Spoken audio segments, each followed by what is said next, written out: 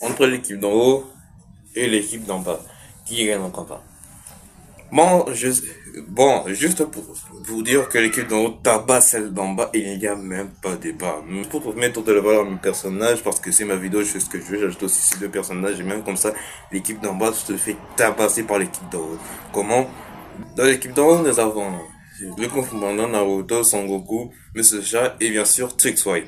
Dans l'équipe d'en bas, nous avons Chablon, Satoru Gojo, Saitama, Tom, Tom de Tom et Jerry et bien sûr Delta. Sachez que déjà, que le premier à se faire éliminer c'est Delta parce que le seul truc que le soutient c'est son de force. Trix est traverse easy. Donc le gosse de Delta il l'a déjà fait et je vous en parlerai une autre fois. Pendant ce temps-là, les seules facultés de Delta sont une résistance hors norme et bien sûr une espèce de champ de force. Mais si tu traverses ces deux-là, c'est fini pour lui. Et en tournant la vidéo, j'avais oublié ce petit détail. Riley n'a même pas tenu 2 secondes face à Katanara. Et quand il a vu cette petite, il a fait le prétentieux et il a commencé à charger sur champ de force.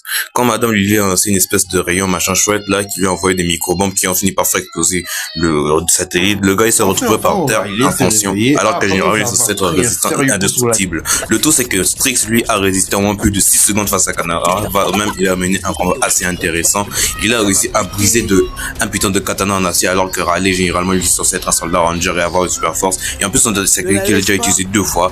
Après, avec son 6ème sens, il sent toutes les attaques à venir, mais il a souvent la flemme de les esquiver. Et dans ma nouvelle bande dessinée, il est capable de faire ce genre de truc. Alors, pour ce qui est de Riley, Goku le prend et un seul comme il a pu le régler sans quoi.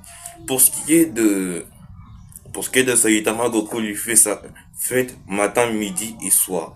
Je ne voudrais pas mettre Naruto ou quelqu'un d'autre devant lui parce que ça va quand même trop rapide pour ce genre, mais face à Goku, Saitama se fait marrer que Goku est adversaire en forme de base. Pour ce qui est de Satoru Gojo, même Monsieur Chat le prend matin, midi, soir parce que Monsieur Chat, lui, a résisté à des destructions planétaires et même massives. Juste pour rappeler que la résistance n'a rien à voir avec la force physique, mais pour ce qui est de la force physique, je dirais que Monsieur Chat est largement au-dessus de Tom, vu que Tom est bien sûr un chat de cartoon très résistant, mais Monsieur Chat a résisté plus que lui et est capable de le filmer matin, midi, soir grâce à ce bazooka et à ses armes super développées. Et je dis sous-développé parce que ce bazooka est capable de causer des destructions nucléaires, aucune autre œuvre.